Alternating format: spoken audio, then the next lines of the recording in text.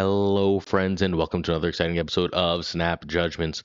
This episode is a special one. We only have one guest, but when you hear the topic, or if you have seen the topic, you will not be remotely surprised at who that is. Of course, you are most likely watching on YouTube, in which case the person that is on the podcast's name is in front of you. I'd like to welcome you to Snap Judgments and welcome you to the Sizer episode. This is the number one ranked player in the world for the ninth time?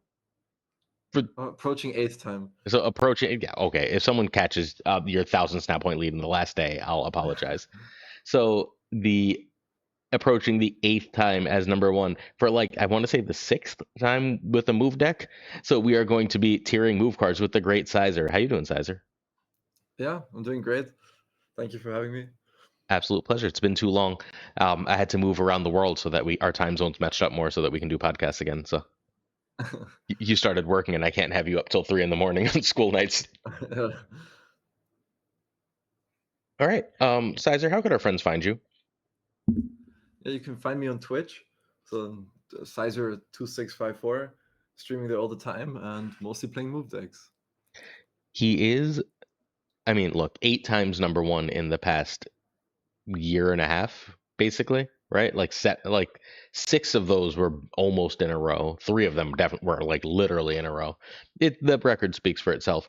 Make sure you're checking out Sizer if you want to get good at Marvel Snap, if you want to get good especially with move, although despite what some may say, he plays far more decks than just move. He's also probably the best bounce player in the world. It's between him and Derek for bounce. If you would like to further interact with us, you can do so at Snap Judgments Pod on YouTube, or you can do that at Snap Judgecast on Twitter, but delete your Twitter. It's getting worse and worse. Or you can interact with us on, I guess, TikTok, but I don't even remember my TikTok name. Probably Snap Judgecast. Let's go Snap Judgecast. And of course, we have this on the podcast feed. So if you want to listen to this on Spotify or whatever one of those, this episode will go up there as well. So however you would like to interact with us, please feel free to do so. Enough preamble. Let's talk Viv Vision. I wanted to review her one more time at the end of the month. She is the 3/3. At the start of each turn, give all cards in hand +1 power if you're winning here. Otherwise, move this to another location. How do you feel Viv landed at the end of the season, Sizer? Well, it's definitely underplayed, in my opinion. I mean, there's few times when people really popped off with Viv Vision hitting even Iron Man and Brood and Sebastian Shaw and stuff. It was I guess it kept its image still from being a 3/2, and then when it became a 3/3, it's remained underexplored, underplayed. But yeah, and that time when Viv Vision, got buffed, I guess there were maybe still a lot of combo decks around, and those Viv Vision decks couldn't, no chance to keep up with it, maybe. But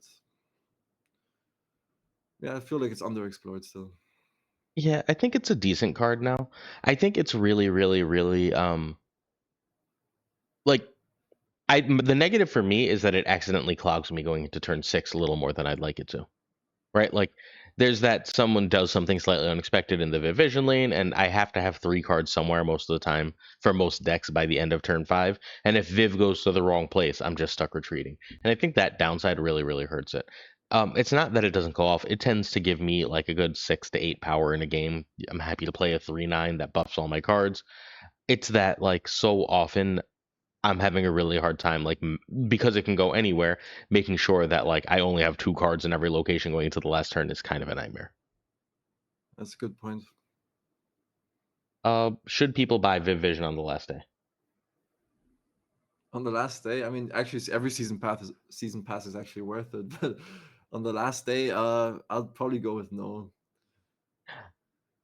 Do you think they should buy Viv Vision or Zombie Scarlet Witch, if one of the two? Yeah, probably Zombie Scarlet Witch would be more fresh. You think so? Nice. I think Zombie Scarlet Witch is going to be terrible. That is my immediate opinion of zombie stuff. I think she's going to be terrible. But if you buy Zombie Scarlet Witch on the web shop, you get a free Series 5 pack out of the deal. So because you get a Series 5 with Zombie Scarlet Witch, I think that's probably better than Viv Vision. But overall, I think Viv is probably better. But and the problem with Zombie Scarlet Witch is you need 5 other cards that are all new to make her work. So you better have some new resources. I hope the zombies can't get Shadow Kings, because then that deck will really suffer. But we'll have to find out. Huh. Apparently, I'm advertising Duolingo on Stream Elements. Who knew? All right. That's a thing that just happened. Hi, Brady. Thanks. All right. So, in the meantime, let's move on to our next card. Viv Vision, a totally cromulent card. Absolutely cromulent. All right. The card that came out this week, this one's actually new. Jocasta is a 3/3. Immediately activate your other cards here. What do you think of Jocasta, Cesar? Yeah, it's actually doing really well. Like at end of turn decks, it really has some explosive power. I think it might even be like one of the top performing conquest decks at the moment. But yeah, I mean the card came out, people are playing with the deck, so it makes sense. But yeah, Jocasta, it really, I mean, with the end of turn stuff, obviously it goes some crazy synergy. It multiplies how often your end of turn stuff happen. But it's also been cool with that destroy card. What's it called? The force 6, which destroys a card. Danger. Danger, yeah, it has some synergy with that, and with that robot, the Herbie robot. I think it's really good.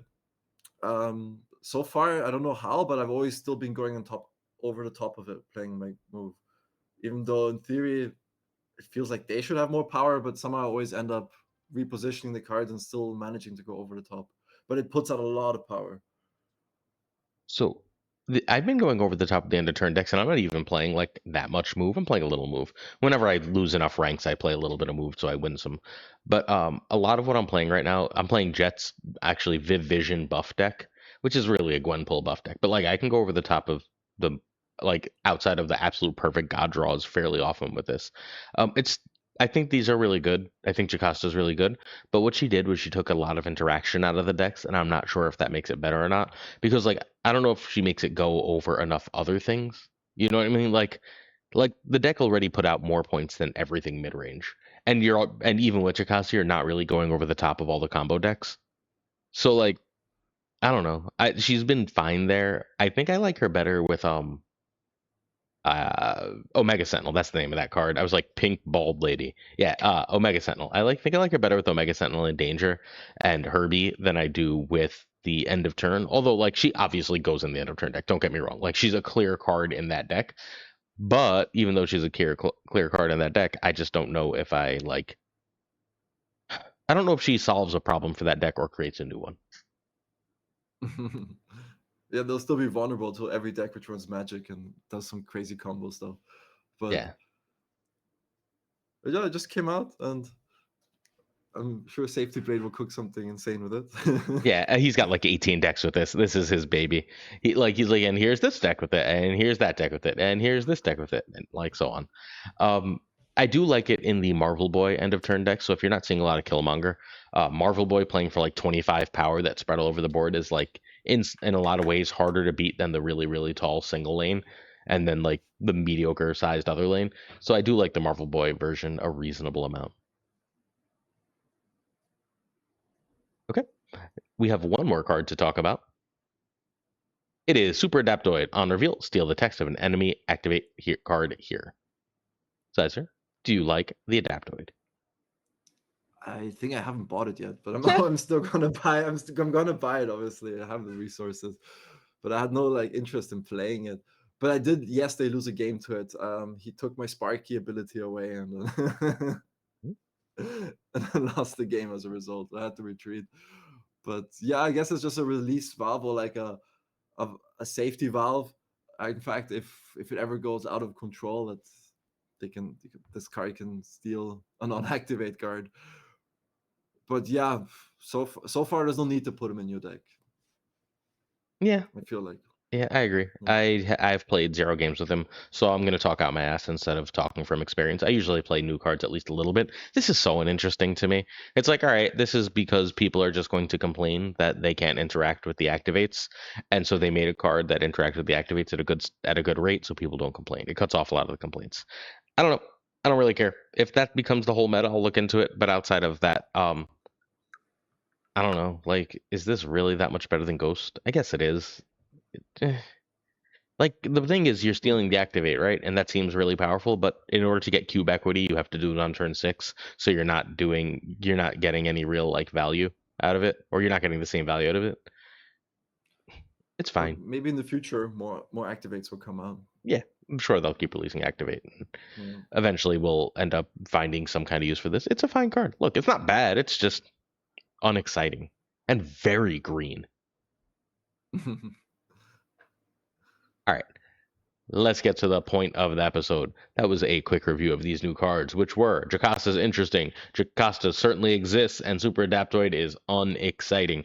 We're going to do a tier list. We are going to tier up, tier down, tier left and right. We're going to do a tier list the of the move cards. So we're going to go over to every move card in Marvel Snap. This is every card that says move, and like 3 cards that don't say move in it that the White Wayne Brady, who made this tier list for me, yelled at me about me including. That would be Eliath, Mobius, and I want to say Sage should be here. And Sage, yeah. He was like, those aren't move cards. It's like, yeah, they're in enough move decks that I'm fine with it.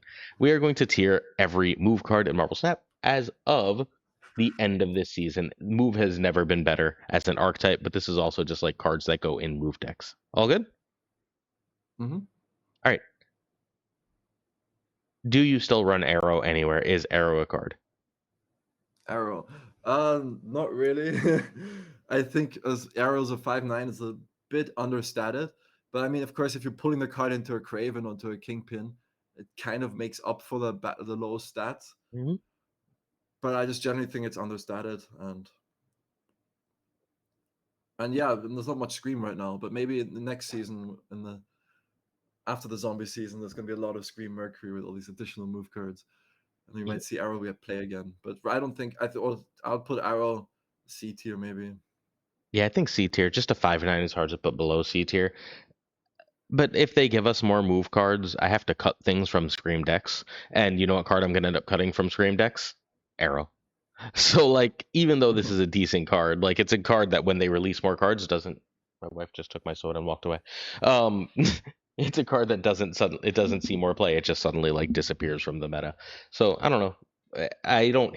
I'm happy that old Arrow doesn't exist, but like it's like even 5 like it's this card has always either been really really great or really really garbage, and we've fallen into like meh range. Okay, time for the card you put into move. It's So alive. Eliath. So my first impression is be hovering in the A tier, because there's some decks you just win that you can win. You have hope to win the matchup because you have an Eliath. You know, you can stop that Black Panther Anonzola, or you can stop some crazy combo deck. It's mainly there just to stop the combos, and it's not S because it doesn't win a lane necessarily on its own, because it's also 9 power like Arrow, but it's definitely has more uses just because it just shuts down so many combos and gives you like hope against some matchups. So I think I'm closer to B than A, but like, look, I'm gonna fight with you about the scream cards probably more than you like, but like I'm gonna just bow to you for like the pure move card. So if you say A, I'll go A. But at the end, I'm at, open to so like so it's just Cosmo does a lot of what Eliath does for most matchups, and Cosmo costs 3 and Eliath costs 6, and like Eliath is very often like, oh, I didn't draw Cosmo the plan for me. You know what I mean? Or it's last turn and I just need those extra stats. I don't know. Like, I'm not sure. Like, I could see cutting Eliath. I could see playing move without Eliath, whereas I can't see it without Cosmo. yes, yeah, in that sense it's absolutely true. I was just thinking when I face like Arsham or like some Wiccans, the only Mm. thing I'm scared of is the Eliath Yeah. on turn 5 or something. But yeah, I mean, maybe you're right. Maybe it's lower end of A or maybe even higher B. I'm okay if you want to put it in B. We can Let, do that. let's keep it in B and see what else ends up in B, and then we can move it up or down based. Mm-hmm. All right. We're going to talk about 3 cards at once now because I feel no great need to separate them. It's really hard to not talk about them together. It's Aranya, Iron Fist, and Ghost Spider. I don't think they're all in the same tier, but we should be comparing them. Yeah, we can put them as a package, kind of. That's the idea, right? I mean, so I think Iron Fist is the worst and probably a tier lower than the other 2. Yeah, I agree. Unless you're trying to frigga something. Yes. But it depends what kind of move deck you're playing. But yeah, the nice thing about Aranya is you can just play it on curve. Mhm.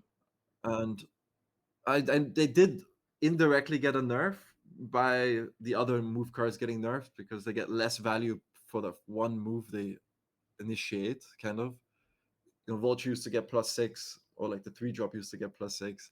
In that sense, I feel like a pinch weaker, but Aranya's from those three is my favorite one, just because you can play it down ahead of time, and it can help you against a Juggernaut, potentially, if you didn't use up its ability yet. But what you should also consider is like these cards are more than 1/2. Like Aranya's a 1/2, gives a card +1, but it also allows it to move. So it's always indirectly playing as a like a beefy 1-drop, or like a 1/5, 1/6 plus, kind of, because it's enabling in the move. So I think these cards are on the tier list. I don't know. My first thought was A tier, but I could argue I could put them in S if you like. I think What do you think? A feels right for Aranya for sure. To me, I can see Aranya ending up in S. A lot of it is just like the downside. Well, you're better at this than people generally are, but like the downside of her is that because she's on the board, she's vulnerable to shenanigans, right? She's vulnerable to your Killmonger. She's vulnerable to your whatever. And that keeps her out of S to me. That like extra bit of vulnerability, as people are just casually running the stupid super adaptoid, right? Like they shouldn't, but because it's new, we're seeing a bit of super adaptoid. And as long as we're seeing a bit of super adaptoid, like when you think your cards are going to move to a certain place and then they move to a different place, you often lose that game. Like, oh, I thought I was going to be right there and I played Ghost Spider left and now I didn't move anything and I just wasted 2 moves and I'm dead, right? Like that kind of thing is real. But there's occasions you can pre-activate Aranya. Yeah. Like on turn 2, you pre-activate it so you can hit the Human Torch even though he plays Killmonger or something, or Red Guardian. I'm leaning A. Is A okay? I think I only have 2 or 3 cards that I'm sure are S. Yeah, I mean it's borderline bottom S or high A. Maybe Aranya S, the rest A, but Okay. I'm okay Well, with you placing think it A Iron for Fist now. is still an A? I think Iron Fist is down to B. It depends. We're judging them based in the move decks, right? Yes. In their It's best definitely decks. Aranya, Ghost Spider, and then Iron Fist. We could Let's have keep one let's on keep them each all in tier A, if and you then we'll want. see. Oh, one in each tier. Yeah. Yeah, I like that. That seems amusing. And Iron Fist above Eliath, right? Because it's more important for the bounce deck than the others. Yeah. All right. A different type of move card. It is Batroc Zeleper. This is a Scream card, so we're going to talk Scream decks too. I think Scream decks are just fairly severely underplayed. I think that they're still incredible. A lot of people are playing Move, and Move should beat Scream, but a lot of Move players are bad and it doesn't, or like don't know the matchup well enough and it doesn't. And Move is hilariously good against Invisible Woman shit. Like they want to play things in very specific lanes, and when things do not end up in those specific lanes, they are in trouble. So I think Scream is fairly severely underplayed. I think Batroc is a reasonably important part of that. Where do you have Batroc? Yeah, Batroc I would even say is like even S or A again. Like if there's no Killmonger, this guy is a 1/8. Mm-hmm. Which I kind of compare Vulture Leave it here currently so to we can. Batroc. If we could do Vulture as well, like they're both. Oh, I okay. feel like Vulture also gets similar stats to Batroc. But yeah, okay, let's stick to Batroc. We can throw them both up there and just do both together. I'm fine covering 2 cards at once. They're both like kind of a, like, let's say you're playing Heimdall, Vulture is a 1/8, and Batroc is kind of like a Batroc. Mm-hmm. But I facing a Batroc, it feels like it's S tier. But if we can move around and So same Killmonger problem I have with Aranya with Batroc, right? Because like if they can afford to Killmonger at the end of the game, like you losing that Batroc at the end of the game is so often just like, well, shit, I don't have enough power to win anymore, right? Like it's just it has that downside cube equity where as its powers face up. I think that kind of thing keeps it an A tier. yeah, but it's also like a 1/8 which can move. Yeah. But it's definitely a good card. And Yeah. Oh, A is not bad, right? A is some of the best cards in the game. I have not liked Vulture very much in Heimdall. I think it's fine. I love Vulture right now in Move Bounce. He's still been perfectly fine for me. yeah, I see what you mean. Like Move Bounce is it's actually my favorite mover, Vulture. Mm-hmm. And in Heimdall, Vulture, of course, doesn't feel good. But then if you compare him to Batroc, Yeah. You're gonna get 2 moves on the Vulture. It's gonna be a 1/8. So it's fundamentally like the Batroc, even though it doesn't feel the same. Yeah. I think it's probably better just because it's so good in move bounce than Yeah, Batroc. Does that make sense? All right, yeah. so we go right above we are right above that Batroc, so Ghost Spider's still above it though, yes? Yeah, why not? I mean, it's hard. It depends on the synergies and maybe we can refinalize in the end. Like, Okay. Cannonball? 5/6 Cannonball. yeah. I mean, it's Mercury. It's more the heavier lifter than Cannonball. It feels like. Cannonball. What did you put him before he got nerfed? S. Like pre-nerf was Yeah, S. I think he's probably yeah, not lower than B. I could see A. He's still really yeah. good. My first thought was between B and A. I mean, he's still good. Yeah, I mean, maybe no one's really experimenting with him at the moment, but Yeah, maybe in the bottom of A. I could see bottom of A. Whenever he's in a deck, he still does the exact same work he did. It's just Uh, I don't know. I won 8 cubes with him earlier today, so maybe I'm biased, right? Like I blew up a what the hell? My camera just freaked out. That's fun. He is Oh, kind of a lane winner. it decided to use that camera. That's interesting. Okay, sorry. The device just changed cameras on me for no really apparent reason. So okay. Boop, boop, boop. All right, let's get back to what I was doing. Excuse me. Sorry about that. I was dealing with camera bullshit, and then let's go back over to here. Sorry about that, everybody. As we continue on with yeah, I don't know. I think I could see B. It's just you ever fill 2 locations and then you can just feel the cannonball coming, right? Like it still wins those. It's still really good. Maybe it's B. Is it closer to But the Goliath right now? but if we consider Clog, then it's maybe again A. So it's a bit. Yeah. It's hard. I mean, I'm open for both. My first instinct was B, but actually it's pretty good. It could even be A. Let's go But top of it's B for now and be conservative. yeah, because it's not so popular at the moment. Yeah. It will rise. It will come. The time will come when it rises again in the decks. I mean, people just have to start playing it again, right? Like everyone who misses Shang can just play Cannonball Mercury and be fine. yeah. Captain Marvel. D? Does she even have a deck? Captain Marvel. She's I here don't know. because she says I move on used to her. play her. I like Yeah, her. I used to like that guy. It used to be my anti-Juggernaut tech, but now technically she's the same strong as Juggernaut. My Yeah, deal that's was, enough. they Juggernaut a lane and then the Captain Marvel comes for the rescue, but now it just ties it. But I mean, it's okay. I mean, I used to really like this card. I used to even put it in my Arisham. When one of my big boys gets shanked, the Captain Marvel flies in and makes up for it. That's not bad. If Shang I don't think existed. it's yeah, and no one plays her right now. But my main reason in the past was an anti-Juggernaut tech. But Do you seem yeah, right? I don't know. I used to like this card a lot. Maybe we can put it C. We'll put it C C feels out a of bit rough. kindness, but it's fine. She's I like her. She's really, really, really hilarious in Cerebro 5, by the way. If you ever Oh want to yeah, play some Cerebro 5 and you're just like, oh man, I have this 150 power lane they're not competing in, you just drop like an 11 power Captain Marvel and she suddenly wins the game. it's funny with Martyr. First, Martyr moves to try and Hmm. lose you the game, and then Captain Marvel says, "Hold up, wait a minute." Like, You're not allowed. All right. Time for a card that everyone thought was bad until you made it good. Cloak.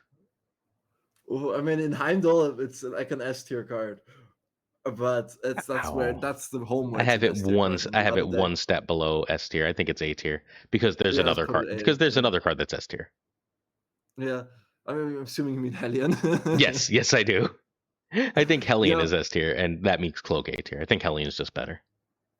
yeah. It depends. But Cloak allows you to, if you don't have the Play Cosmo Cosmo. down, Yeah, it allows you to play Cosmo Cloak, or if you only have one mover, it really depends. But yeah, Hellion, of course, is a bigger body.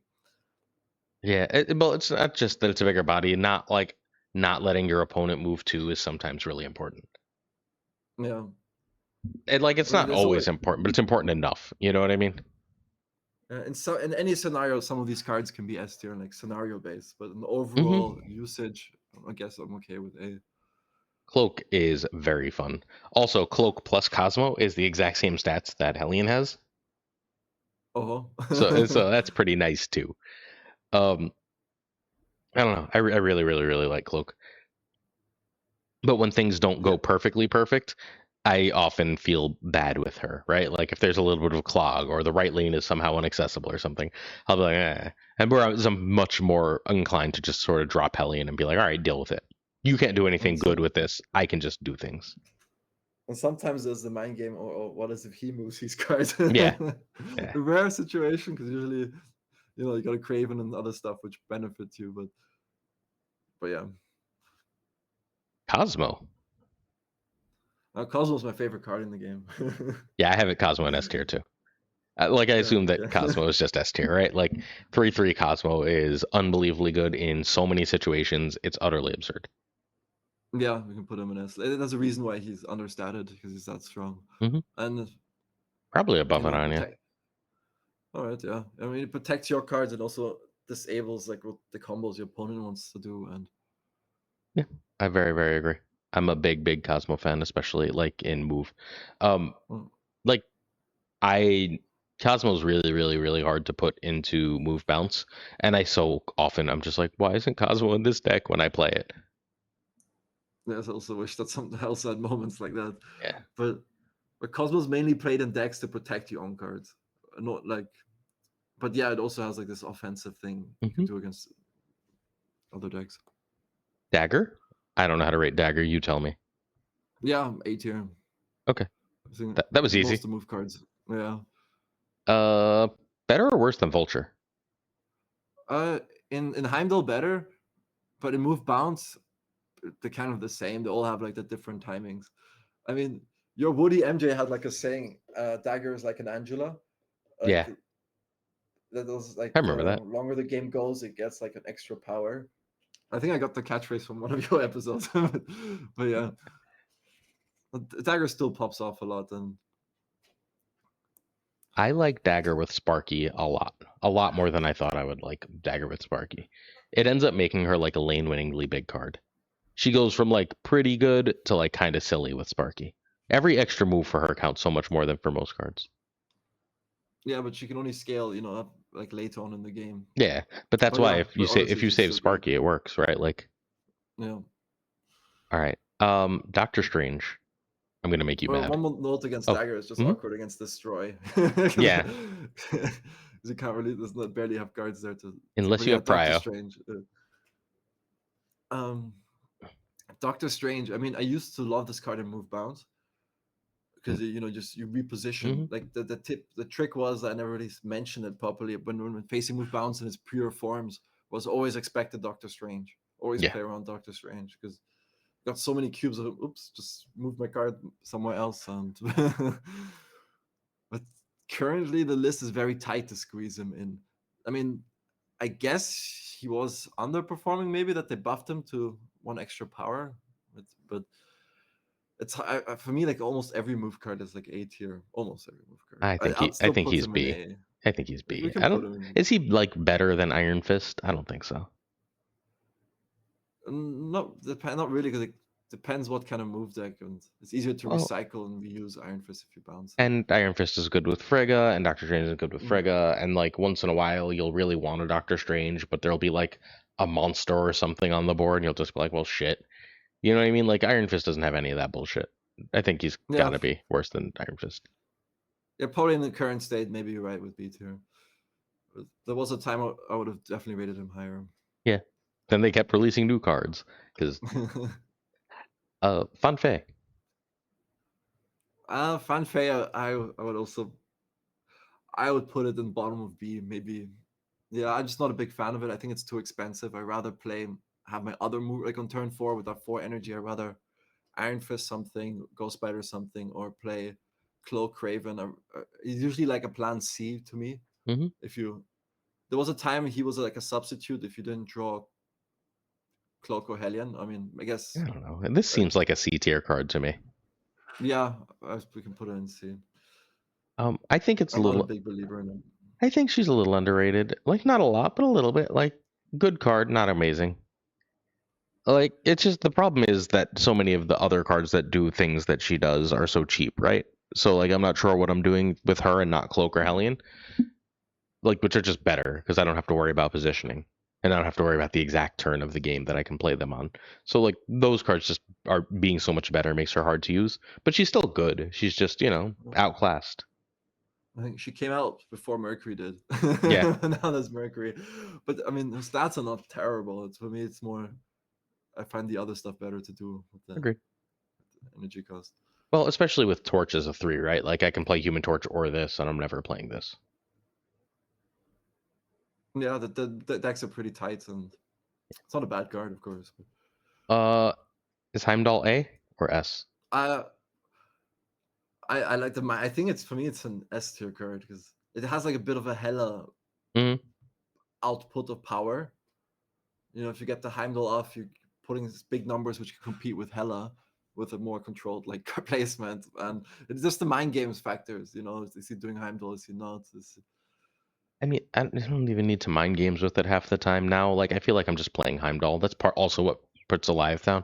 Unless it's a combo deck, if I draw Heimdall, like, and I have 2 movers, I'm probably playing Heimdall. Heimdall plus Kraven plus Dagger in one lane, and then Torch in another lane just wins. Yeah, it's so much power. Like But I feel it's like one always needs at least 2 movers when to like successfully do the Heimdall. You need like 2 scalers. yeah, But and I used to have to worry about Shang-Chi, right? And like I don't now. Because like that, if they Shang my Heimdall lane, I've got 2 other 10s in that lane, and I still beat almost everything that runs Shang. oh yeah, okay, yeah, true. So like it's just I don't know. I Yeah. think it's the best it's ever been. But why were you leaning more towards A? I mean, I'm open to your Um position there. um because I think he was a B, and my brain immediately went to A. But now like that, I like upon thinking about it, like I'm not even considering when I play him anymore. It used to be like half the time I'd play him, half the time I'd try and do something else and be a little cute, right? And now I just play him. Yeah. Like there's not even a thought anymore. He's probably S and probably like deserves more consideration than I've given him. It's just when you get him, is there like a real reason to not just drop him? Um. Yeah. Only if, I mean, I mean, yeah. your Only if you hand don't was have 2 bad, right? movers. But yeah, like If you, I mean, if you have 1 mover, you can like move everything to the right, Heimdall mhm, middle, and that big mover stays on the right. yep. There's some weird like, or you play him in the Cosmo if you have to. There's some weird I've done that a situations, reasonable but amount of the time. Where I'm just like, all right, well, this is now the Cosmode card, no big deal. Yeah, I don't know. Like this card is gross. Like it's I've beaten quite a few Shadow Kings with it, where I'm just like, they're gonna Shadow King this lane. Great, I'll play Heimdall there and not worry about it. It's just big. Like keyword big is important, and Shang being like, oh, I killed Heimdall but not Dagger, or Dagger but not Kraven, or whatever is now important. yeah, he's very fundamental in many matchups to just to Mhm. have enough points. Yeah. Well, because move not bounce, regular move doesn't put up as Mhm. many points as everything all the time. So I think Heimdall is important to make sure that you get your points too. Yeah, All right. Hellion's an S tier, right? I'll put them on the same with Cloak. They're almost the same. We Really? can All right. put them, but we can put them. We could, if you Oh want, no, we can. because if you think they're the same, then they're probably the same. You've spent so much more Well, time with that deck than I have. Better or well, worse than technically, Cloak? I think they're both S tier in the Heimdall deck, but Really? Okay. but Hellion is more flexible in non-Heimdall decks, so we can put Hellion above Cloak, and Okay. we could leave Cloak A tier, like you said. Okay. I Just in like it. Heimdall, they're both S, but in generalized, I think Hellion has a higher win rate. Yeah. Uh, Hellion just goes in decks now, which we knew was going to happen eventually. uh, but the extra power doesn't matter always that much, but because you're moving the strong cards anyway to on the Hellion, that's maybe, but yeah. Yeah. So I also, whenever there's an extra energy, really like Hellion Ghost Spider. Oh yeah, sometimes.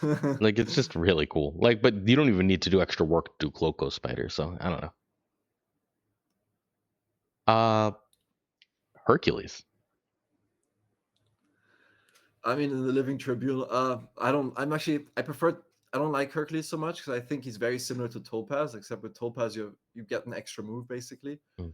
but with Topaz you know where that move is landing, and sometimes Hercules is a 50-50 if that extra move you did actually matters. Because let's say you move a card into Hercules and you're doing Hellion Such Cloak on the right lane. So sometimes it's a 50-50. Mm-hmm. Oh, the move didn't matter that Hercules gave me because it anyway landed on the cloak lane, kind of, or on the Hellion lane. I I I'll put him in B tier. Mm-hmm. That's where I have him. He's our worst B so far. He's a tribunal card for me. If you're doing the Yeah, Torch Tribunal thing, he's great because you can bounce Torch off him multiple times. Right? Like you play him on turn 2 and then you just do like whatever Torch, Aranya play Torch, and then you like Ghost Spider it back into the middle, and then you whatever it to another location. yeah. Freaking Sparky it to another location. You just have all these. It starts ping ponging, and that's how you get like the 10 million power you need. I find that deck plays fundamentally. I really like the Tribunal version. I don't know why, but I really do. Um, Yeah. if I see Sparky or Hercules, the deck is much better than if I don't. I need to see one of the two a lot of the time for Torch to go really stupid. Yeah, the Tribunal move is one of the most hated decks to face. Mm-hmm. Because if you don't run a Shadow King or Mercury, you just or like a magic a location changer, you auto lose basically. Yeah. Yeah. But of course, if you have a Mercury, you auto win. If you have a Shadow King, they're shivering. And Yep. Yep. I've beaten a couple Shadow Kings because it's just like I don't know where this card's gonna end up. You can't either, right? Like, oh, and then like I'll just end with like a Doctor Strange mid type play. You know what I mean? Like it's bounced off the Hercules anyway, and then I just let it end in the Hercules lane, and I'm just like, well, you're not gonna Shadow King the Hercules lane, so that's fine space. Oh yeah, that's a good thinking. Yeah. But I remember Hercules was introduced as a 4-cost because I was Mm-hmm. scared it would be too strong, and then we made him a 3-cost, and now we have him all the way in B because so many other move cards came out. Yeah. Look, he's not bad. It's just he's good with exactly one card. Yeah, true. Which is the next card? Yeah, the Human Well, Torch kind is of. the top of S. It's the best card in Marvel Snap right now. I don't know. I put him. I still put him in A because What? he's only good if you get the Sparky going, or if you get him. It He's depends. He's like fine. He's like never if he less than a 24. if he pops off, yeah, then he's absolutely an S. But All right, ready? I play Aranya and Human Torch. I have 8 power. And then I play Cloak and I have 16 power. And then I play one other card and he's 32 power. actually, true. Let's leave him S. I There's have no, also he's moments the like that. best card in Okay. Marvel Snap. If yeah, with the if he gets the like a Rania Sparky or like just gets going a bit. Look, Okay, yeah, let's put him in S. You're this right. he's the best card in the game. There's no card that does what he does. He is like if he didn't exist, I don't think the move deck would exist right now. True. Actually, yeah, that's a good. Actually, that's a good, very good point. Yeah, that's true. Like, and there's 3 different move decks that are all very hyper specifically Human Torch decks, right? I think there was a game I played him on turn 6. Mm-hmm. Someone had more extra energy that I also did on Heimdall, and activated a Sparky, and he straight away popped to like from 3 power to was it like 16 or something? I don't Yeah. know. He's so easy to use right now to get to stupid power. It's absurd. Like, it also makes me realize, excuse me, how much of a buff it is to not have him as a 1 in everything but move bounce, right? Every other deck Yeah, is just so happy that he costs 3. I see. Yeah, you can't killmonger him. That's true. Yeah. Yeah. Like, you have to Shadow King or Shang him. And I've had people try and Shang him and hit the Heimdall, and that feels so good.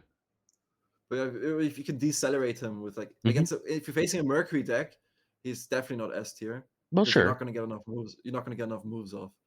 If you're facing a Red Guardian deck, you also might not get enough moves off. It depends. But That's fair. I'm seeing no Red Guardian. Mercury is, yeah, we'll get to Mercury. Let's save Mercury for now. yeah, in the Mercury matchup, it's different. Like with the yeah, never mind. We'll get to him. Yeah, we'll get to Mercury. So, yeah, Mercury is complicated. I think it's probably time. Whatever. I'm going to start talking about Mercury. You know what? Let's fricking just talk about Mercury. Mercury is in S tier. Yes. Sure, yeah, let's do it. Probably second or third. Second, I think second. Because it's so good in so many situations. The move for for Moonstone, right? Like the obvious counter move synergy, the cannonball thing, the general just like insanity of the card it's crazy good. But what I want to say, so it might be a time for move decks to use one of their swing spots on a way to handle Mercury. Yeah, I've been experimenting a lot with that, and I think I've been experimenting with trying Echo, Red Guardian, or Rogue, Hmm. and I think I came to the conclusion the best tool to counter another Mercury is just play your own Mercury. Just let her be in one spot. Yeah, Uh, it's because it's the cheapest solution. Kind of. Depends. Echo's maybe cheaper, but I think yeah. But the way I adapted to facing Mercury is I play Madam Web not in the middle, mhm. like left or right, so that I can still like iron for something to middle. I can still maybe Aranya something to middle. Because if Mercury's in the middle, I can't really Iron Fist or do Aranya. Yeah, yeah, good And point. just switch it up. Sometimes if he plays Mercury on turn 2, that he doesn't straight away hit the Madam Web. Or like just to mix it up a bit.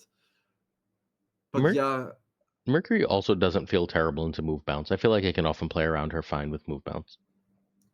I've got a lot of training into Mercury. When I play Move Bounce, my Mercury like solutions are scale Vulture as quickly as possible Hmm. before he draws the Mercury, so you have something scaled. So you go all in every move, every initiator on the Vulture before he gets the Mercury down, or you trust in Sage.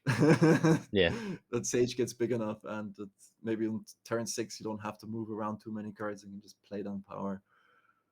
But I think Move Bounce handles Mercury slightly better than Heimdall, but yeah, agreed. Very agreed. for me the bigger problem now, I've got so much training into Mercury, I can accept that it exists. I think it's probably yeah, but for me the problem is if they have Mercury plus another card like Mercury Cosmo, Mercury Juggernaut, Mercury Red Guardian, Hmm. like, but Mercury Killmonger.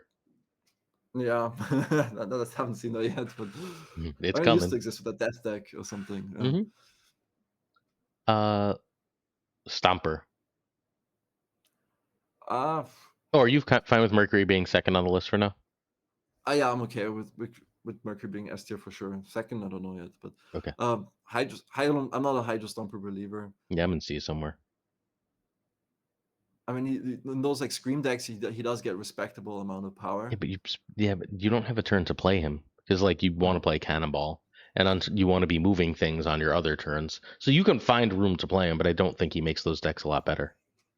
Like I think the better Those version of them decks, don't run him.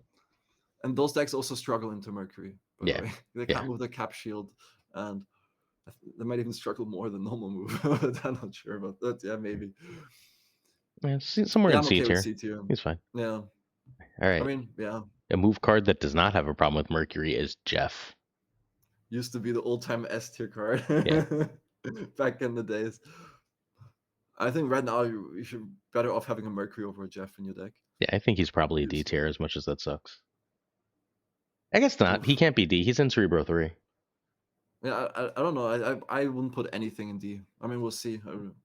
I definitely have a couple cards that are in D tier, but we'll get there. Yeah, okay, we'll see when the card. Oh yeah, okay, I Yeah. see. Maybe King Pit potentially, These but are this is I more than this game. don't. We'll get there. We'll get there. All right. Yeah, So I don't know. Better than Captain Marvel, I guess, probably because it has Cerebro 3, but worse than Arrow or better than Arrow? yeah. I think better, but just because it's cheap, like a cheap card. But All right. Juggernaut. yeah, Juggernaut. For me, Juggernaut and Iron Patriot are the best two cards in the game. So I think Iron Patriot's fallen off a little bit for now. Iron Patriot I have in the top 10, but I had it number 1 for a while. I think Human Mhm. Torch, Juggernaut, and Mercury are the 3 best cards in Marvel Snap. Yeah, I'll still put Juggernaut like above Human Torch, but since it's a moved Scream list, moved tier list, I can put Yeah. Human Torch. I think Human Torch is better than Juggernaut right now. uh, I think Juggernaut is still too strong. Oh I've yeah. been experimenting with him in my Heimdall list now as well. Yeah, I saw. I noticed. I don't think it's Because necessary. I don't think it wins you it's any not, games you're not winning anyway. I know, but just experimenting out of consistency. Because then you only need one big mover, and then the other lane you Juggernaut. Yeah, that's fair. Well, That's with very fair. Heimdall, you usually need two big movers. Kind of. I'm just experimenting to be more turn it more consistent. But yeah, Juggernaut is too strong. All right. Still, I'm fine. Our Um, first D tier card is next. Yeah, Kingpin. What was Kingpin originally? Was it Destroyer It card was that moves here? destroy a card that moves here on turn 6. Ah, on turn 6. I if you enter his territory, he'll yeah yeah D tier. Yeah,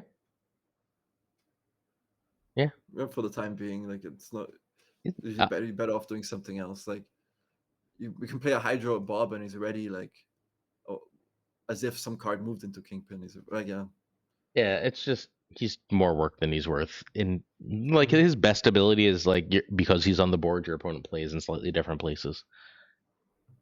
Yeah. Well, could we maybe move Dagger on top of like talking about Kraven and Dagger? They're all like similar. I think Kraven and Dagger are kind of similar, like top of A tier. Oh yeah, yeah. Okay, that's fine. So I have Kraven lower than Dagger and the others because Yeah, Kraven's only one move deck. yeah, that's still. Yeah, I agree. Okay, it's a good point. Yeah, Although like I think Kraven deserves more play. I think more decks should run Hellion and Kraven as like a 2-card package. yeah, you get 2 moves onto Kraven and he's or even Yep. 1 move. He's a 2/3 now, right? Yeah. Yeah. So It's just just 1 move and he's overstated indirectly, and 2 moves and he's already really overstated and kind of. It's oh, just great. when Hellion came out, people tried him in Scream decks with Kraven, and the problem those decks had was that like you were just putting 10 million power in the right location, and Shang-Chi would be like, "Thank you, bye," and Yeah, like that's not a problem anymore. So I think Kraven's great, but people aren't playing him enough. yeah, he's definitely like one of the other movers. Like it's really goes really strong. I remember when you first added him because you were testing for Hydra Stomper, and you were like, "I don't care about Hydra Stomper. I'm running Kraven forever." Yeah, there was a time when people played like this 3 cost Moon Knight, Mm-hmm. discard like a six, like the Moon Knight deck was really popular, and that kind of beat my Heimdall deck because I would always discard my Cloak, my Heimdall, or my Alive, and just Fenris Wolf it. I'm like, I need another even cost card in my deck. Let's try Kraven actually, and then yeah, Kraven just became actually wait. Kraven is a mainstay. He's super. Yeah. Yeah, he's great. He's one of my favorites in the deck and in the game. I think is a really Yes, really well designed absolutely. card. Yeah. Yeah, there's definitely some more D tier stuff in here. All right, Living Tribunal, chilling in B. You can choose. I never really play Living Tribunal Okay. decks, but Hey. it's my most hated matchup, Living Tribunal, because if you don't have the tech cards, what you're gonna do? And Enchantress also is a 5 cost now. Hmm. I mean, it can suffer to like if you, to Merlins, if you can turn off the magic. Yeah, but But sometimes yeah, you let's don't. put it. Let's put it. I think it's What? B. Like it's just Yeah, the let's deck put is it B. good. The deck is finishing in the top 10 this season. It's good enough. Yeah, Uh, I think this next card might be our last S tier card. Maybe not. yeah. It's the web which sticks Madam out the Web. whole deck together. Yeah. So something around here, like somewhere in the middle of S. Yeah, let's put it there. They basically released Madam Web, and since they released her, move has been one of the 5 best decks almost the entire time. Yeah, absolutely, it's true. Well, the stats are low, and the first move you go get off Hmm. maybe it doesn't count, but from the second move on, you start profiting, Hmm. kind of, because her low stat line. One move makes her then a okay stat at 2 cost. 2 moves make her then exponentially better. But not only that, you can move the card. That's an extra. That's just a great card. Yeah, and like you don't have to move a mover, right? Like just moving a Cosmo is so strong sometimes. Getting a Kraven to where you want that Kraven. So like there's a lot of good stuff that this card does. Yes, yeah.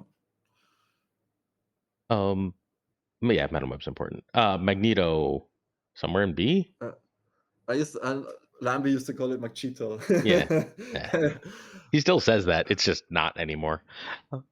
um, it used to be one of those cards like which 6 cost card does the most impact if you can accelerate it on turn 5. Yeah, And Magneto, I guess, was part of that group. They clogged them a bit, but yeah, I don't think he's that strong.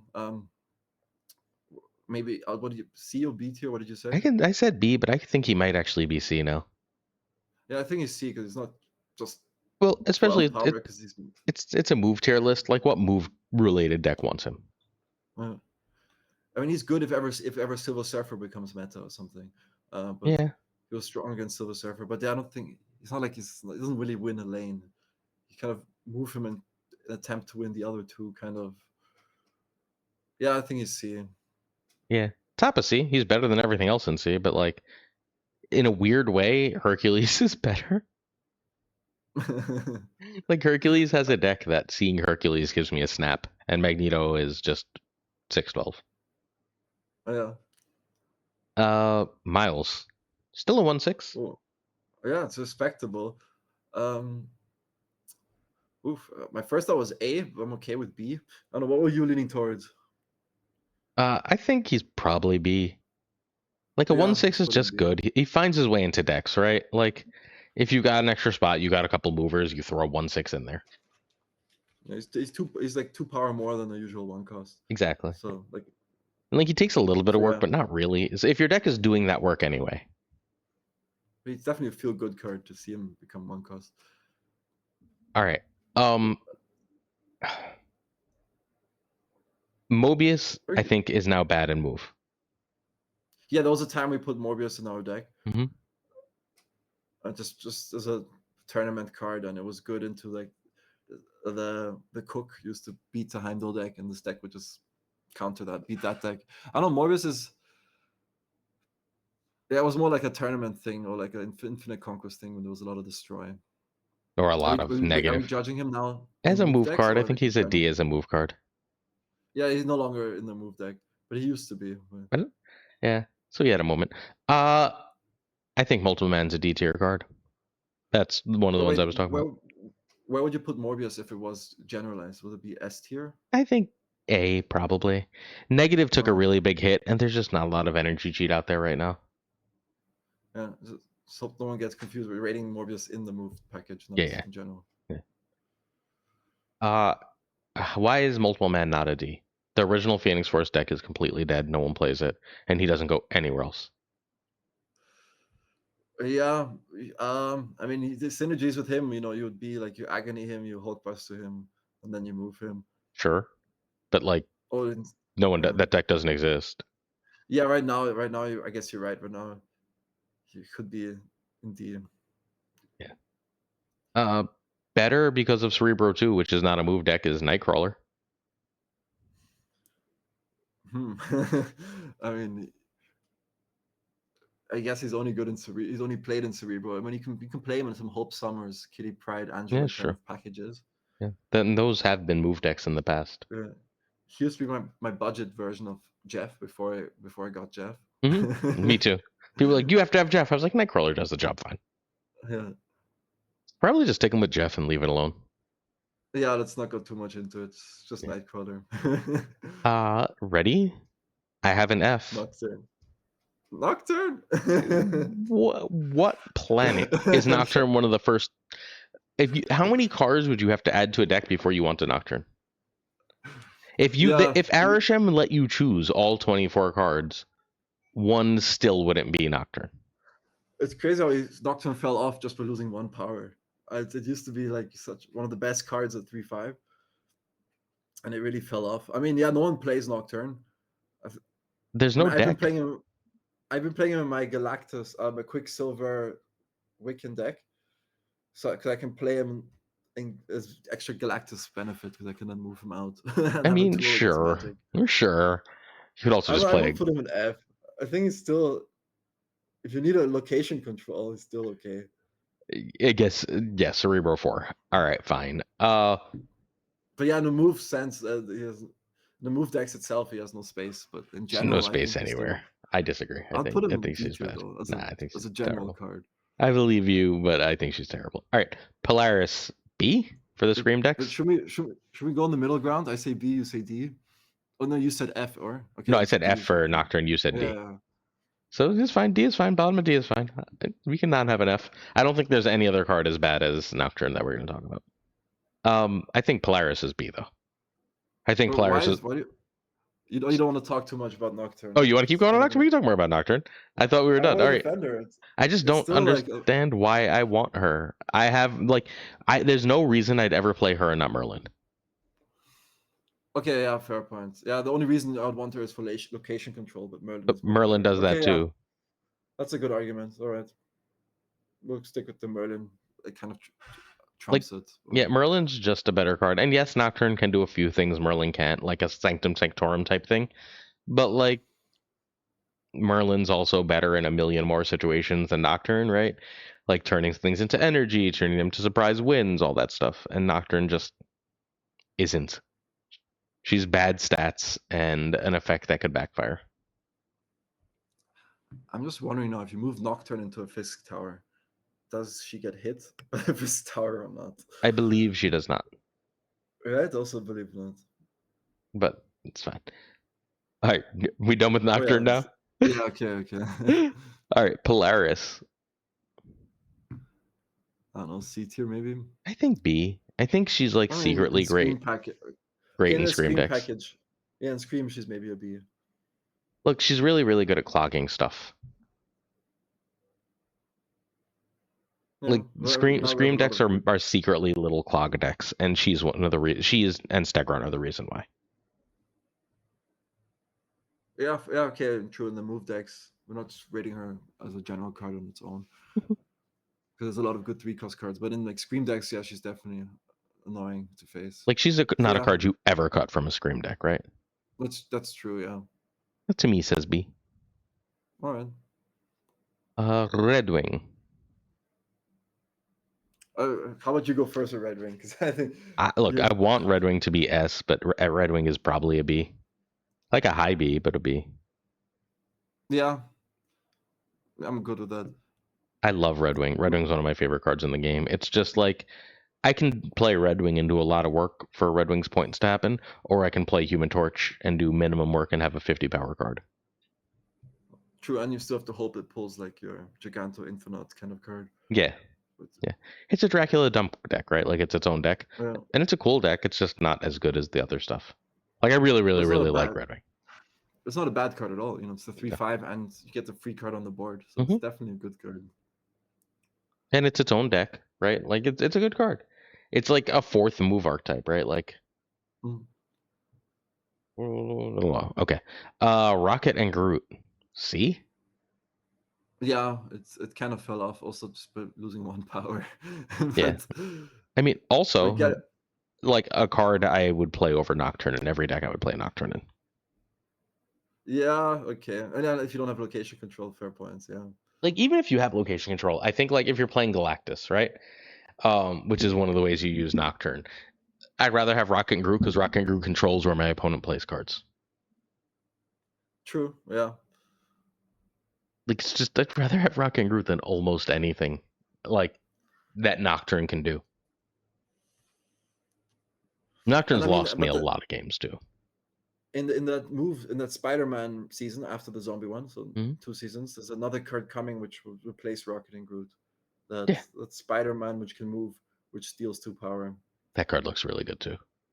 Yeah, I guess that would outpower the Rocket and Groot or power creep Rocket and Is Groot that a limit indirectly. once per turn? I don't know, it's not. I mean, the new one coming out, no.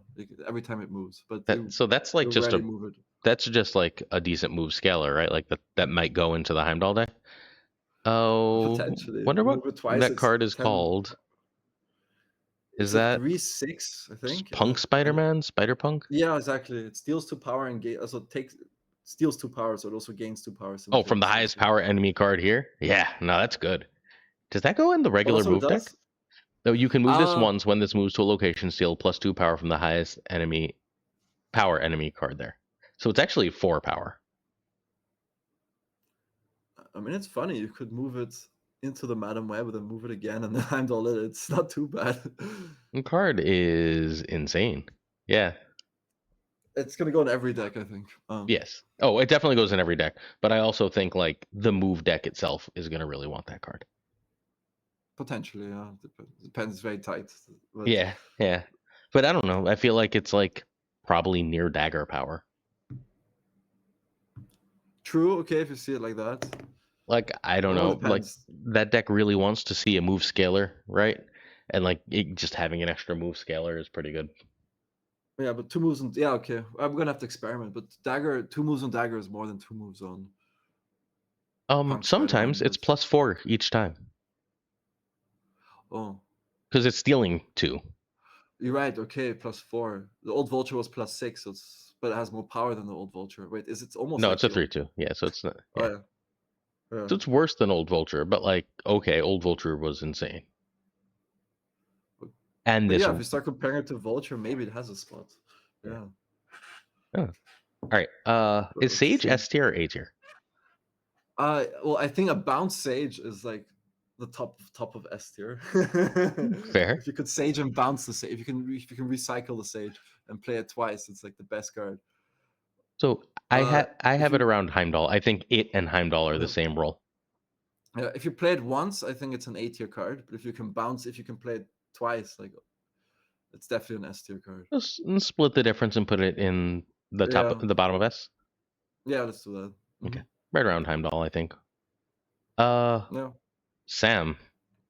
Well, that's a card that kind of fell off. Yeah, It just a used to little. be, yeah, used It's to got be the its best one big home. cards. It's really, really Yeah, good in the ongoing deck that runs Bastion. yeah, it used to give you so much stats and protect your cards from Red Guardian. And Mm-hmm. And now it exists. well, yeah. I See, mean, it, see. I don't know. It's hard to put it. I think like A or B. It's like hard. Maybe B because there's so many good 2-drops now as well. But Okay, I could see B. it's Something still it's around. still decent stats. And Yeah, like, and it enables like a cheap Miles whenever you want, and it enables your like Kraven and your moves your Batroc and Batrock and all yeah. that stuff. Yeah, yeah, okay. Uh, Scream's still A, right?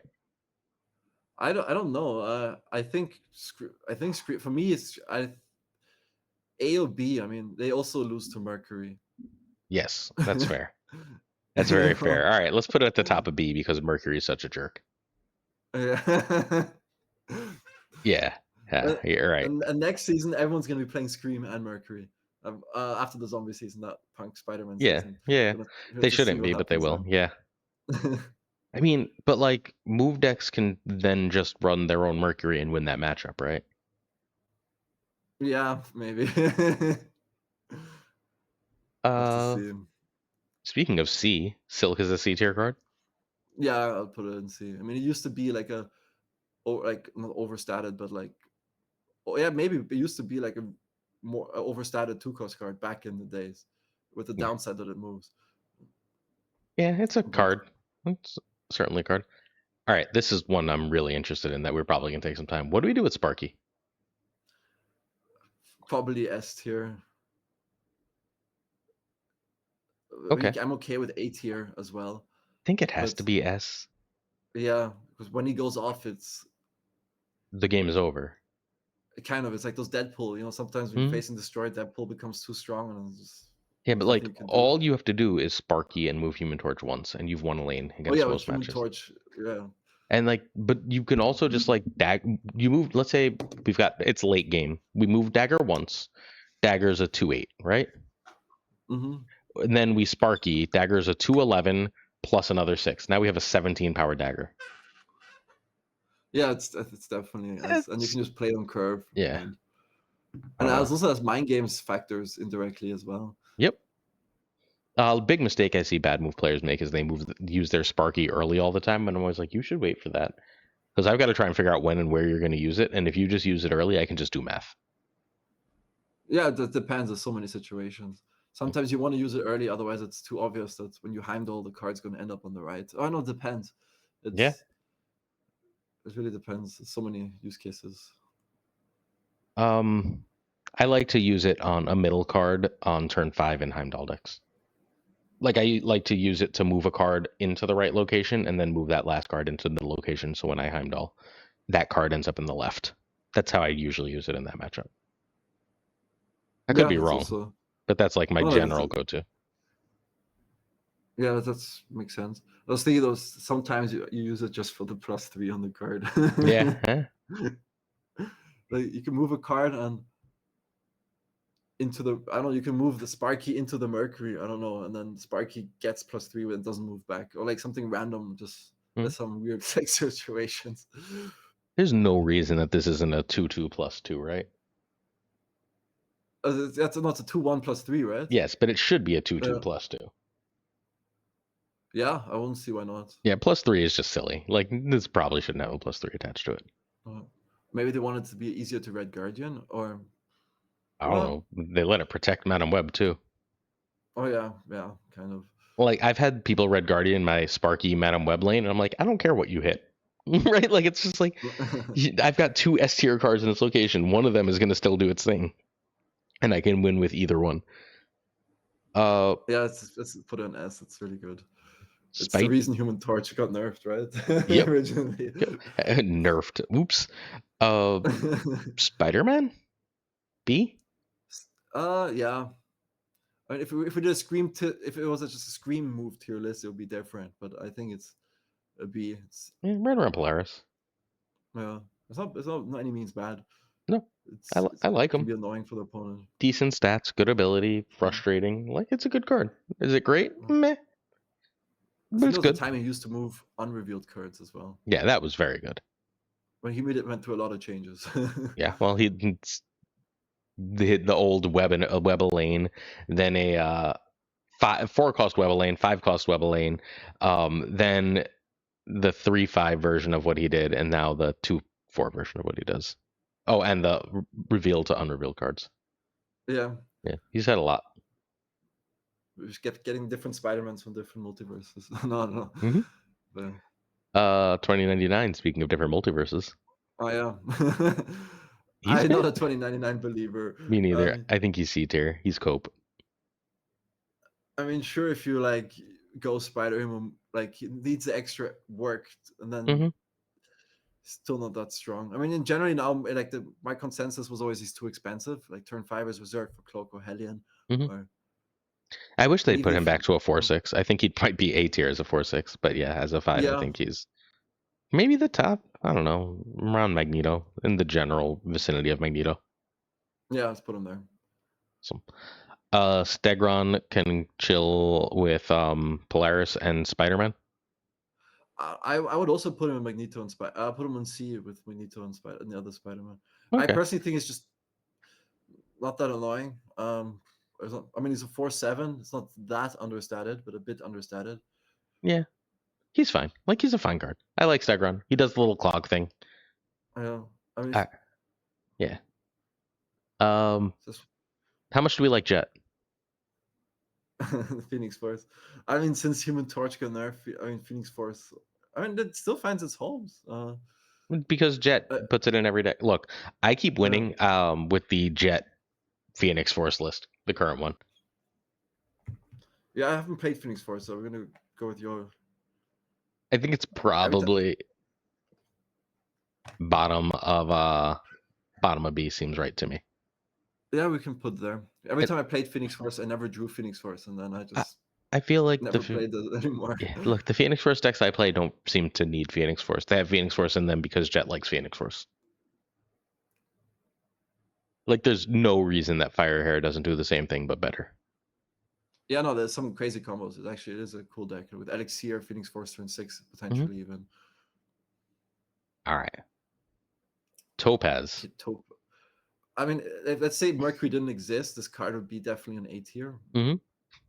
I mean, the only thing which would hold it back is the Mercury, or if you're facing Clog, that's the only 2 situations it's kind of bad. But I still think it's an A tier card. I'm okay putting it top of B, but I think it's still strong. I think top of B. So like, it's not. Is it better than Iron Fist or Doctor Strange? I don't think so. Like, I think they're around as good as each other. I think it's better than It depends on so many use cases. Kind of. I mean, you can use it multiple times. Sometimes I do a cloak. Topaz is on the right lane. To my cloak and Hellion, I can move my cards to the right. I play on Goliath on the Topaz. It protects them and goes in the middle. I don't the Kraven synergy. I don't know. I think it scales really high. It is, but what stopped me from using it is just the Mercury popularity. That's fair. Someone plays Mercury that card, but then they're forced to play the Mercury on the Topaz, so you could also use that as an advantage. Yeah. But it's already in 3 costs with my Yeah, I don't know. I think you like Topaz more than I do. You need to show me how to use Topaz better. I'm not very good with Topaz, maybe. That might be the problem. Like, I'm much better when I play Move without Topaz. Yeah, I'm okay with Topaz and B. Okay. Only 3 more, and I'm not very interested in any of them. Vision? Yeah. Right with Captain Marvel in C? Yeah, I guess. Used to be a great card, Yeah. but now I got a bit power crept. And It's still like if you're just missing a 5-drop from a deck that runs a 5-drop, you're probably fine running Vision. You're not going to be sad to have a Vision. But he's not great. yeah, but then I also feel bad putting him in my deck. I feel like there Well, has to because be a better you option. own all the cards, right? Yeah, of But course. if you Yeah. don't own all the cards, right, and if someone's like, all right, you should play Hellion in this deck, and you like not necessarily like the full move deck, right? But you should run Hellion in whatever deck. If you replace that with Vision, you'll be fine. Yeah, absolutely. Uh, is Viv Vision still a C? Probably. Yeah, probably. Something like here. A little better than Rocket and Groot and Hydro Stomper, Stegron. I guess. I mean, because she does only with Silver Surfer and like stuff like that. But that deck itself is not Nah, it's super bad. high ranked in my opinion. Yeah, look, these are kind of like these are decent cards, but I don't really want to run them. Okay, I think Zorn is absolutely killed by the change to Vulture. Yeah, I actually don't think I've ever played it, Zorn. He was I own okay him, of course. in Red Wing decks for a while, Yeah, and like, but the real power was like you had Red Wing and Vulture, and one move for Vulture made Vulture good. exactly. One move in Human Torch still makes him not good. Yeah, this now you have a 3/6. I did work for what now? So like, I Yeah. think he's F. Oh yeah, uh, but is he better than Kingpin? Yeah, no, I think Kingpin's better. Kingpin at least controls where your opponent plays. Zorn is just like, I mean, I guess I can choose to, like, Zorn could be really annoying for Surfer decks, but outside of that, I'm just like, okay, you have fun. True, he's not that good. Yeah. Like, I just don't know what I'm supposed to do with him without Vulture. Like, Vulture was his whole existence. Vulture and Red Wing, right? And Red Wing alone's not Yeah. enough. And we need something in F, I suppose. I'd also rather just run Cloak for Red Wing because then I can run Kraven. Yeah, but he's definitely somewhere down there. That's Yeah. for sure. All right. Let's take one last look at S and A. Are you comfortable with 4 move, the order of S tier? Is there anything you want to change? Um, I mean, it's pretty accurate. It feels like, Yeah. to the most part. It's where you want to place the Cosmo depends on you and Aranya. And is Aranya better than Heimdall? I don't know. Sage. Yeah, It's Aranya's rough, probably you too know. high. Aranya can go down, right? Aranya's definitely not better than Sparky. Yeah, yeah. I just put them there. Even though I Okay. find Aranya better than Sparky, but it depends. It Really? really No. depends. I mean, depends on the deck, I guess, and the situation. Yeah, yeah. Let's keep it like that. Yeah. All right. Anything to change in A? No, it's kind of. I like it. I mean, is Okay. Batroc better than Vulture? Depends, I guess, maybe. But in move bounce, Vulture really shines. Yeah, I think Vulture's just better. I just think Vulture's a better card. Like, it's so easy to get a 1/9 out of Vulture, or 1/8, whatever it is, out of Vulture, right? No, it's Only 5/8, yeah. Like, yeah, it's just yeah, that's exactly. 2 moves. I moved him onto the Cloak, and then I played the Heimdall. And I got a 1/8. That's not a lot of work. I don't have to build my whole deck for that. It just happens. Yeah, it's still a great card unless if you compare him to his previous form, it Right. makes him feel bad. But it's actually, if you just evaluate him what he is, he's actually a good card. Okay. All right. Well, I'm comfortable with this list. Uh, All right. We have tiered every card in Move. Do you still think Move is the best deck in Marvel Snap? I do. Yeah, me too. Yeah. I think, sorry, but I think it's time to nerf Move. I think Human Torch needs to be like a 3/4 once per turn. Yeah, I'm not sure what, but I mean, there's still Merc. I mean, if you're facing a Mercury deck, you're fine. But if the opponent doesn't run Mercury, he's gonna get run Yeah, over. but the reason everyone's running Mercury is because Move is so good. Yeah, and the reason I'm running Mercury is because of the Living Tribunal. Right. Living Tribunal move. Fair. But, I'm not gonna. I'm gonna ask you. How do you think Move should be nerfed if Move is to be nerfed? I mean, maybe put less somehow in the direction of causing less headache for the opponent on turn 6, where the cards are gonna move. But, I'm not too sure. I'm telling you, I'm about a Human Torch that's either 3/4 or 3/5 once per turn. Like he I doubles once guess per turn. the root is maybe Human Torch. Yeah, I see where you're going. It could be. So like if he's once per turn, then He's going to be hard to move on turn 3 unless you preload an Iron Fist, right, or an Aranya. So it'd be turn 4. He'd be a 10. That's still a 30 power. So he'd have to be a 3/4, right? 3/4 puts him to 8 on turn 4, 16, 32. If you get a move every turn for turn 6, he's a 32. And that's still What's his... absurdly big, right? Like, cards don't need to be bigger than 32 in Marvel Snap. Yeah, well, the question is how do you win the second lane, but maybe Right, Juggernaut agreed. in our ways. Yeah, you In figure it our out. ways. Without killing it, I think 3/4 once per turn is the way to go. Yeah, but I think it's more about the user experience of the opponents. Like Mm-hmm. when the face move is like where the cards are going to end up, and I think, Yeah. but that leans towards nerfing against Heimdall. I don't know, but I don't know if that's necessary. It's hard for me. It's just that I know I can't match them in points. If they do their thing, I'm not going to compete or come close to competing in points. So if Human Torch is something that like not I can beat all the time, but that it's not going like to I don't eat where that lane is just kind of a joke. You know what I mean? Then if that lane's not a joke, then I don't mind trying to beat them in the others. Like sometimes I'll be able to go over Human Torch, right? Like if it's 32, not a lot, but reasonable enough to go over. Versus I can't go over the 75 power Human Torch. It's just not going to fucking happen. You're 30 points Yeah, over like my best case. I mean, you can still Shadow King it, Shang it. Sure, but like Red I Guard, shouldn't. I yeah. want to be able to compete at least reasonably with tech outside of just having. Sorry, with points outside of having to tech it. Or even if you have the tech, I might have a Cosmo as well. Yeah, So yeah. Or just you moved it somewhere else or bounced it or whatever, right? Like I didn't have prio. There's too many answers. yeah, I'm not sure where to put it. I mean, I see Mercury as a good like. I just don't want to have keep having Stopper, to put Mercury in every fucking deck.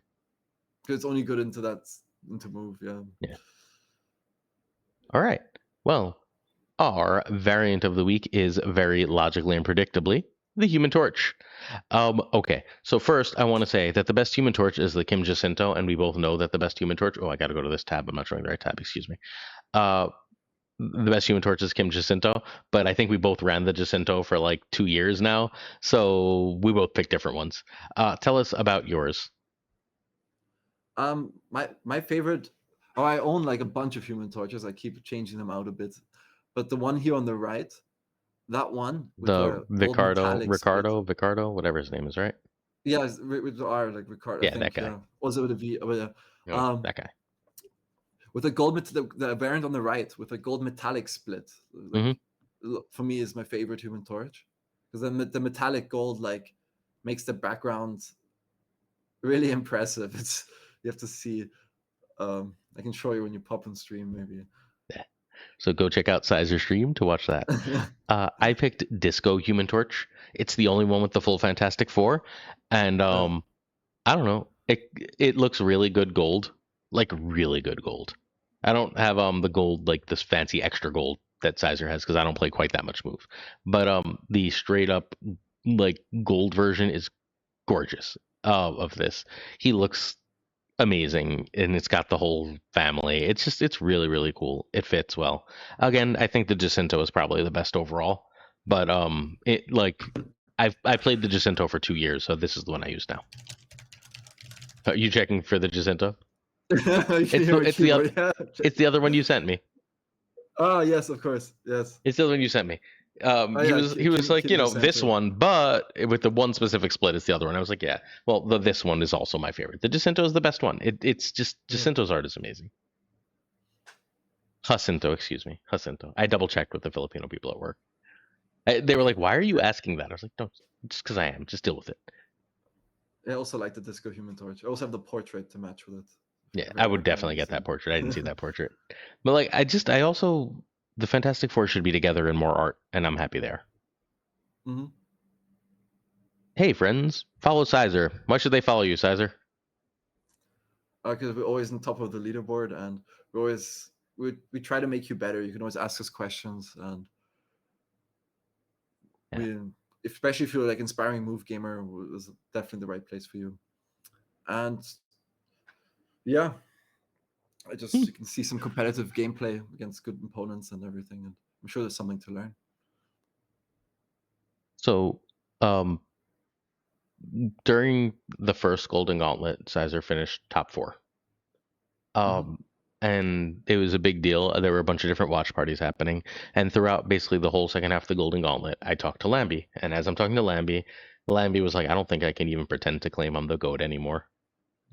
He's just like, it's Sizer now. Sorry, he's doing things that I haven't seen anyone else do in Marvel Snap. And if you want to watch the best, you should go to Sizer stream. It's just that simple, right? Like the best players recognize that he's the best, and like you can always tell like how good people are by how good they think Sizer are. Like 'cause sometimes people will be like in the top 10 for a season and then disappear, and they're like, Sizer's not that good. It's just move. But like the people who are regularly up there, are like, yeah, it's the best. So go watch the best, learn the best, and he'll explain the moves and the play patterns so that you'll get better. Whenever like I hit, well, when I lived in the States, my timing is harder now. But when I lived in the States and I would hit like a rough patch where I like was just losing a bunch of games, I would just go watch Sizer stream for like an hour. I wouldn't even ask questions. I would just chat, and then I'd go back and play Snap and win because like it would like clear the like muck out of my brain about whatever I was doing wrong in my plays, and it's like, oh, this is how I'm supposed to play Marvel Snap, and I would just like not, and I don't play that much move. It's just that I would just be like, oh well, let's play good Snap and think about moves in these ways, and then all of a sudden I'd win more. So go follow Sizer. He's also one of my favorite people in the community, one of my closest friends in the community, one of the people I talk to most outside of Snap stuff. So if you want to support an awesome human, if you want to get better at the game, make sure you are following my guy, Sizer2654. Cool. Thank you for that. Yeah, of course. In addition, please check out our Patreon, patreon.com/snapjudgments. I'm going to read a billion names very, very quickly. Thank you to Jonesy Snap. Oop, nope, I'm going to click the wrong button and not read anything. Thank you to Jonesy Snap 22, Epicus, Metatron, Reed Carlos, LEB, Inc., Iron Frost, Hot Everett, Prime Ryan, Ryanberg, Ryanwood Snap, Renrange, Gopher Kev, Kelter, Caretix Lee, Corey, Kazushi, Arcangel 3K, Black Tie, Profrost, The Goat Seeker, Code, Hollowed, Synth, Fanatic, Absolute Shen, Dirty Casual, Dark Moogle, Mr. Ruffle, Cables, Interprime, Philly, Haplo, Candle the Danger, The Business, Black Shoes 23, XYZ, Skippy G, Jessica Gamble, Slush, The King Bros, The Great Kazoo, Werewolf, Cassie, I am Colonel Foreman, Rob Slimming, David Ewing, Phil Steven, Byron Coffin, Just Thanks Martin, Jason B, Matt V, Ray Sean Smith, Chucky, Charles Washington, Corbin, John Q, Jimmy Q, Yes, That One, Big Man, Cactus Jack, Reapster, Steve Owen, Through, and Yo Marco, Ted Bro, Crypto, Joe, Stop, Decision, Joe, Big Name, About, Bricks 2, Click, Green Goblin, Unibot V2, I think Unibot's gone by Uni, Flam 56, Spectrum, Hoot, Only Facts, Matt, HTG, Make Isaac, Snowframe, Flex, Nick, The Sleepy Geek, Toxic Soul Kings, Objects, for the King, Galata, JJ, Dead Man, Falcon, Father, Newman, Two Ties, Great Learn, as a Pranking Tucker, and of course, Gunny T, where the T stands for. I had a really good time this episode. Thanks for joining me, Sizer. Yeah, thank you for having me. Always a pleasure. Absolutely. All right, I will make you come back soon, so be ready. Peace and love, everybody. Bye-bye. All right, give me 1 second. I'm going to press stop on